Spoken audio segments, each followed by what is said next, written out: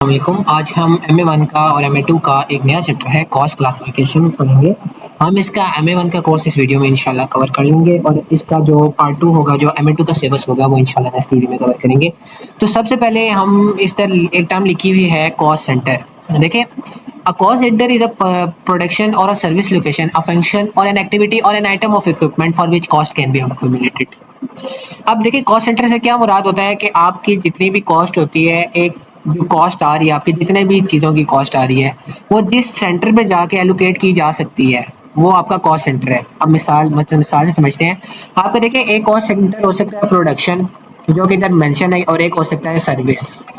Service centre में आप कर लें कैंटीन, जो आपके ऑर्गेनाइजेशन में होती है। अब देखें, प्रोडक्शन में जितनी भी आपकी कॉस्ट आ रही है, प्रोडक्शन रिलेटेड, मतलब कि आपकी जो प्रोडक्ट्स बन रही है, आपकी जो लेबर की कॉस्ट आ रही है, आपका जो कैरेज इनवर्ड हो रहा है, आपका जो मटेरियल आ रहे हैं, मटेरियल जा रहे हैं, जितनी भी प्रोडक्शन है, फैक्ट्री का एक्सपेंस है, सारा वो सारा आपका प्रोडक्शन से रिलेटेड कॉस्ट है। इन सारों को आप किसके साथ एलोकेट कर सकते हैं? Production centre. प्रोडक्शन सेंटर क्या है आपका? प्रोडक्शन सेंटर, अगर हम यहाँ मोर स्पेसिफिक हो तो हमारे पास प्रोडक्शन सेंटर यहाँ फैक्ट्री है, मतलब कि आप वो सारी जितनी भी फैक्ट्री रिलेटेड कॉस्ट है, वो आप फैक्ट्री में इकट्ठी कर सकते हैं, उसको एलोकेट कर सकते हैं, एक्यूमुलेट कर सकते हैं। तो ये आपका कॉस्ट सेंटर है। अगर अब हम इधर दूसरी टर्म इधर लिखी हुई है सर्विस। देखिए, आपकी जो कैंटीन होती है, वो आपकी सर्विस डिपार्टमेंट है। उसका काम प्रोडक्शन नहीं है, वो कोई चीज़ें नहीं बनाती, वो सर्विस देती है आपके एम्प्लॉयज़ को। अब उससे रिलेटेड जितना भी खर्चा आ रहा है, उसकी जो बिजली का खर्चा आ रहा है, उसके जो रेंट का खर्चा आ रहा है, उसका, या आपको रेंट आ रहा है, या उसके जो चीज़ें लाने का खर्चा है, जो बेचनी है, और जो इसमें एम्प्लॉयज़ काम कर रहे हैं, उनका खर्चा आ रहा है, तो ये सारा उसकी जितने भी खर्चे आ रहे हैं, वो कैंटीन के साथ आप एक्यूमुलेट कर सकते हैं। तो कैंटीन आपका एक कॉस्ट सेंटर बन जाता है। अब फंक्शन एंड एक्टिविटी और एन आइटम ऑफ इक्विपमेंट। अब लोग बच्चे ज्यादातर ये करते हैं, वो समझते हैं कि एक डिपार्टमेंट ही एक कॉस्ट सेंटर हो सकता है, जबकि ऐसा नहीं होता।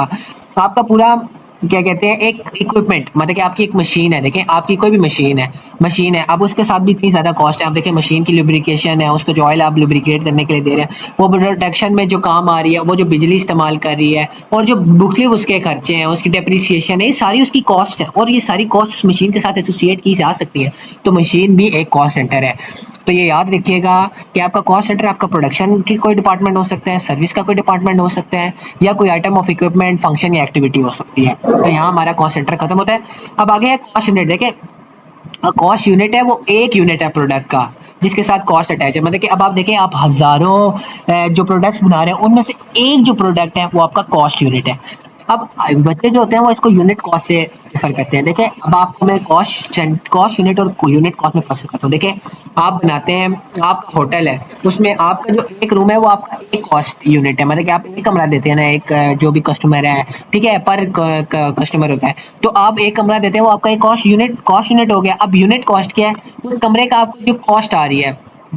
देखिए, अब उस कमरे में आपको जितने भी खर्चे, समझ लें आपको नाइट $500 चार्ज हो रहा है, आपको खर्चा आ रहा है मिला मिलू के, तो ये कहते हैं ये जो आप 500 है, आपकी यूनिट कॉस्ट है, और कॉस्ट यूनिट आपका क्या है? रूम है।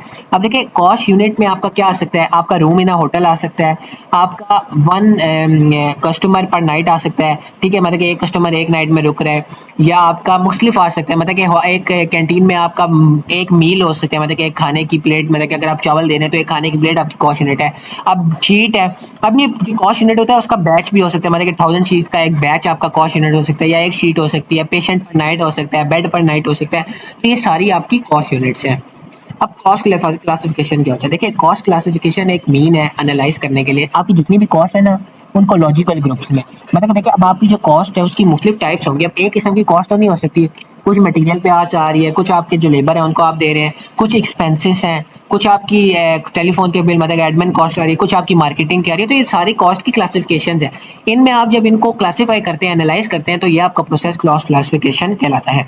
अब देखिए, कॉस्ट क्लासिफिकेशन करने की ना कुछ वजूहत होती है। सबसे पहले हमने सेलिंग प्राइस सेट करनी होती है। देखिए, जब तक आप सारी कॉस्ट नहीं पता आपको एक प्रोडक्ट के साथ, देखिए आपके प्रोडक्शन सेक्टर में आपको जो प्रोडक्ट पे कॉस्ट लगी है, वो तो आपको डायरेक्टली पता चल जाएगी। अब देखिए, वो सिर्फ प्रोडक्शन सेंटर तो नहीं है ना, आपने कैंटीन का खर्चा भी निकालना है, एडमिन कॉस्ट भी निकालनी है, और मुख्तलिफ सेलिंग कॉस्ट भी है। उन सारी कॉस्ट को भी आपने एक प्रोडक्ट पे डालना है। देखिए, अब आप सिर्फ प्रोडक्शन, अब आपने प्रोडक्शन का कॉस्ट डाल देते हैं, आप प्रोडक्ट बना रहे हैं, ठीक है, उसमें आप सिर्फ प्रोडक्शन की कॉस्ट डाल देते हैं, मतलब कि आपकी 20 रुपये में वो प्रोडक्ट बन रही है, ठीक है, और आप 30 रुपये सेट कर देते हैं। अब आप देखिए, आपका एडमिन कॉस्ट अलग है, आपको टेलीफोन बिल दे रहे हैं, मत समझ लें, जितना टेलीफोन बिल दे रहे हैं महीने का 1000 रुपये, उसके बाद आपकी मार्केटिंग की जो कॉस्ट आ रही है, एडवर्टाइजमेंट की जो कॉस्ट आ रही है, डिफरेंट कॉस्ट आ रही है।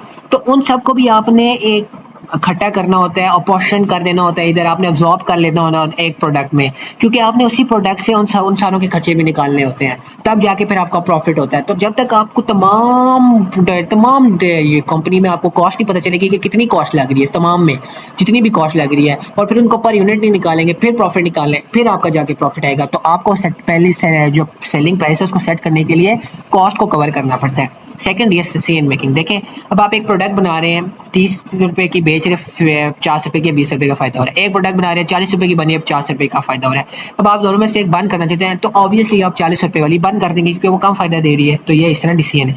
अब प्लानिंग है, अब आपके पास लिमिटेड रिसोर्सेज, आपको पता है आपके पास इतना मटेरियल है, तो आप उसके हिसाब से आप आगे जाके कौन सा प्रोडक्ट बनाना है, हम बनाएंगे, किस तरह इस्तेमाल करेंगे, कितने वर्कर लगेंगे, ये सारी आपकी प्लानिंग है। वो भी आप कॉस्ट को देखते हुए करते हैं। आपने कंट्रोल करने, मतलब कि आप जो सोचा था आपने वो हो रहा है या नहीं हो रहा, वो भी आपको कैसे पता चलेगा। देखिए, आपने जितनी कॉस्ट लगी है, आपने जितनी कॉस्ट सोची थी कितनी कॉस्ट लगेगी मेरी नहीं बनाने, लेकिन ज़्यादा लग रही है, कम लग रही है, तो ये भी आपको कंट्रोल करने के लिए कॉस्ट को क्लासीफाई करना पड़ता है। अब आपने रिपोर्ट भी तो करना है अपने बिजनेस के रिजल्ट के लिए, ठीक है। अब आपको कॉस्ट पता होगी तो उस मुताबिक प्रॉफिट पता होगा, फिर आप स्टेटमेंट्स में लेके जाएंगे फाइनेंशियल पोजीशन और अपने रिजल्ट जो है बिजनेस के रिपोर्ट करेंगे। तो ये हमारे कॉस्ट क्लासिफिकेशन के कुछ पर्पस थे। अब हमारे पास आगे कॉस्ट क्लासिफिकेशन में मेजर डिवीजन आती हैं। देखिए, कॉस्ट क्लासिफिकेशन की पहले हम नेचर से डिवीजन है, नेचर की 3 डिवीजन हैं।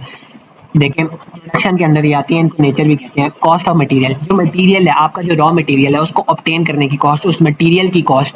अब वो मटेरियल आप अपनी कंपनी में ला रहे हैं, कैरेज इनवर्ड हो रहे हैं, मतलब कि कैरेज इनवर्ड कहते हैं कि आप मटेरियल को कंपनी में ला रहे हैं, तो उसकी जो कॉस्ट आ रही है, वो जो गाड़ी लेके आ रही है, तो ये सारा आपका मटेरियल कॉस्ट में आता है। अब कॉस्ट ऑफ लेबर क्या होता है? देखिए, आपकी लेबर की जो कॉस्ट है, वेजेस और उनकी जो सैलरीज हैं, वेजेस हैं, और उनकी एम्प्लॉयमेंट की जितनी भी कॉस्ट है, वो सारी आपकी लेबर कॉस्ट है। एम्प्लॉयमेंट कॉस्ट से मुराद है आपकी जो उनकी पेंशन स्कीम है, उनकी जो इंश्योरेंस स्कीम है, ये सारी कॉस्ट भी लेबर कॉस्ट है। अब देखिए, कॉस्ट ऑफ एक्सपेंसेस क्या होता है? एक्सपेंसेस ये होता है कि आप जो स्पेशल रूट्स लेते हैं, टूल्स लेते हैं, रेंट आपकी बिल्डिंग का, आपके बिजनेस के रेट्स, इलेक्ट्रिसिटी, गैस का बिल, ये सारे आपके एक्सपेंस हैं। तो इन जितने की भी कॉस्ट है, और जो कि मटेरियल और लेबर में क्लासीफाई नहीं हो सकते, उन जितनी की भी कॉस्ट है, तो वो आपकी कॉस्ट ऑफ एक्सपेंसेस में आता है। अब डिस्ट्रीब्यूशन और सेलिंग कॉस्ट क्या होता है? देखिए, डिस्ट्रीब्यूशन और सेलिंग से आपको पता चल रहा है कि डिस्ट्रीब्यूशन मेनली ये होता है कि आपकी जो वेयर हाउस में आप जाके ये जो प्रोडक्ट्स रखते हैं, जहाँ से आपने आगे ये फिनिश प्रोडक्ट्स बेचने होते हैं या आउटलेट्स में लेके जाने होते हैं, तो उस वेयर हाउस की जो कॉस्ट है वो डिस्ट्रीब्यूशन में आ रही है। और सेलिंग कॉस्ट ये होती है कि आपने सेलिंग में जो आ रही है, आप उसकी एडवर्टाइजमेंट जो कर रहे हैं, आप उसकी कोई डिलीवरी कर रहे हैं, आप उसके फ्री सैंपल्स कस्टमर्स को दे रहे हैं, तो ये सारा आपका सेलिंग कॉस्ट होता है, ठीक है। हमारे पास एडमिनिस्ट्रेशन कॉस्ट में आपकी जनरल चीज़ें आ जाती हैं, जैसे जनरल मैनेजर की सैलरी, हमारी अकाउंटेंट्स की सैलरी, ऑडिटर की फीस, कंप्यूटर की कॉस्ट, आपके टेलीफोन बिल वगैरह वगैरह, ये सारा आपका एडमिनिस्ट्रेशन कॉस्ट हो जाता है। फाइनेंशियल कॉस्ट ये होता है, देखिए, अब आपने किसी बैंक से पैसे लिए होंगे, तभी आपने मटेरियल खरीदा होगा, आपने कहीं ना कहीं से तो फाइनेंस इकट्ठा किया होगा, तो वहाँ उस पर जो आप इंटरेस्ट पे करें वो आपकी सारी फाइनेंस कॉस्ट है। रिसर्च कॉस्ट ये होती है, देखिए, अब आपने प्रोडक्ट बनाना है, आपने ट्रेंड्स देखने हैं, कस्टमर के एटीट्यूड्स देखते हैं, उनके देखना उनको क्या चीज़ पसंद है, तो इस चीज़ पे जो आप रिसर्च के ऊपर जो आप पैसा लगा रहे हैं, वो सारा आपका क्या कहते हैं, रिसर्च कॉस्ट आती है। तो आज की वीडियो हम यहाँ एंड करते हैं। अब हम अगले पार्ट में इसके डायरेक्ट कॉस्ट और इनडायरेक्ट कॉस्ट के बारे में डिस्कस करेंगे।